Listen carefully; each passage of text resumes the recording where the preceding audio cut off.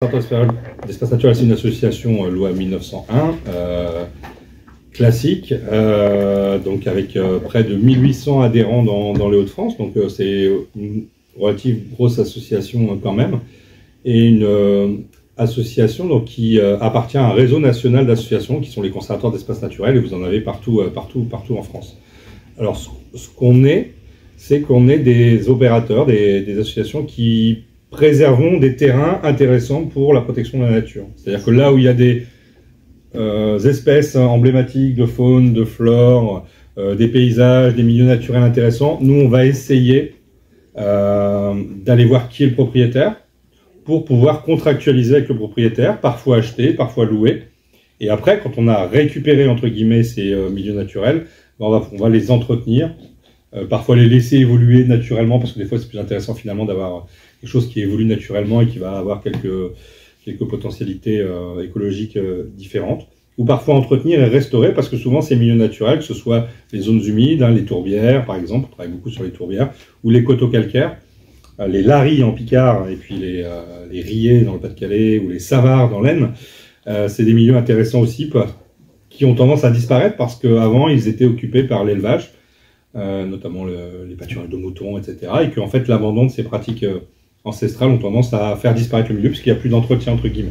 Donc à la fois, on va acheter, louer ou contractualiser des sites, et puis on va les entretenir. Ça, c'est vraiment notre cœur de métier. Et en France, les conservatoires d'espaces naturels, aujourd'hui, c'est le premier gestionnaire d'espaces naturels, après l'État, qui lui aussi gère des espaces naturels. Après, il y a plein d'autres opérateurs qui gèrent des espaces naturels, y compris dans les Hauts-de-France, hein. On n'est pas le seul. Mais aujourd'hui, on est le seul régional avec près de 500 sites, plus de 500 sites qui sont préservés, qui peuvent être des propriétés à nous, mais qui peuvent être aussi des propriétés communales. Et on travaille vraiment avec énormément de partenaires. On gère par exemple les espaces naturels du département de la Somme, de l'Oise, de l'Aisne. Dans le Pas-de-Calais, on gère plein d'espaces, mais ce n'est pas ceux du département, puisqu'il a sa propre structure. On gère une trentaine de réserves naturelles. On gère donc des espaces naturels sensibles. On est très implanté sur Natura 2000. Bref, à chaque fois qu'il y a des sites intéressants, on va essayer d'intervenir. Cet espace naturel, il est au service finalement d'un territoire. Et de se dire que quand on a des espaces naturels préservés de qualité, eh ben, on a de l'activité économique, de la fierté aussi des habitants de se dire tiens, j'ai un terrain en Natura 2000. Ça ne veut pas dire qu'il a plein de contraintes, ça veut dire que son terrain il est reconnu au niveau européen parmi le petit pourcentage d'espaces naturels européens qui a cette qualité-là, quoi. Donc c'est plutôt un atout, et on travaille aussi à ce que les habitants puissent être fiers de leur territoire et contribuer aussi à ce qu'ils puissent le découvrir. Et pour le découvrir, on a plusieurs types d'actions. On a évidemment les sites qu'on ouvre au public et que les gens peuvent aller découvrir gratuitement, se balader le dimanche, etc., voir les panneaux qu'on peut préparer aussi. Et puis il y a la médiation humaine, c'est-à-dire que parfois, pour découvrir la nature, alors c'est bien qu'on est tout seul, de vivre l'émotion de la nature, et ça nous paraît important, mais c'est bien aussi parfois d'avoir des gens dont c'est le métier, que ce soit nos animateurs spécialisés ou aussi nos conservateurs bénévoles, parce qu'on a beaucoup de conservateurs bénévoles, qui vont vous faire découvrir le site. Et donc on a aussi chaque année un programme sur nos sites, mais aussi avec plein de partenaires, de découverte des espaces naturels sur les 500 sites qu'on gère. Et donc à la fois, vous avez la possibilité d'aller découvrir et de vous immerger dans la nature, tout seul, avec vos amis, etc., en faisant attention évidemment à la réglementation. Et puis vous avez la possibilité de découvrir ça avec des guides.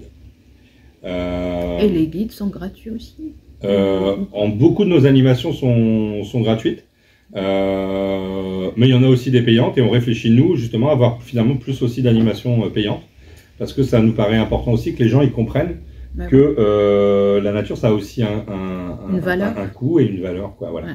Donc c'est important. Mais ça c'est une réflexion qu'on a en cours. De dire qu'on a sorti un certain nombre de documents qui sont disponibles pour le grand public. Alors le premier correspond à ce que je vous ai dit, hein, c'est le guide idée de balade.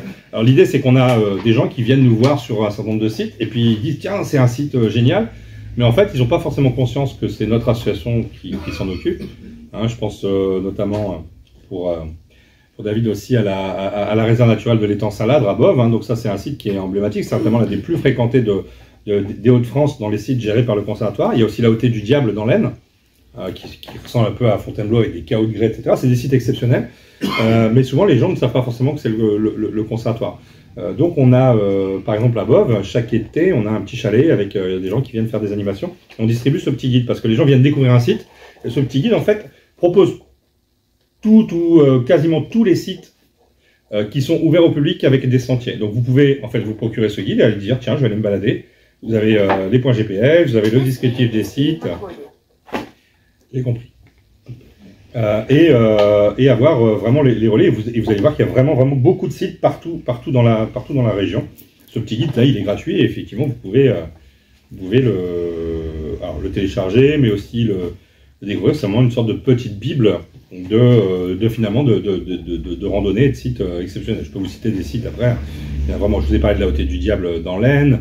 On peut penser à la réserve naturelle de Wavran sur la A, qu'on gère à côté de l'Indre, avec ses grands coteaux calcaires.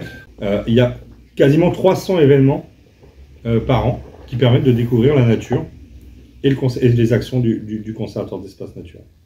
Avec des points d'orgue, on a en ce moment une opération qui s'appelle Fréquente Grenouille, qui est pilotée par tous les conservateurs en France autour de la protection des zones humides.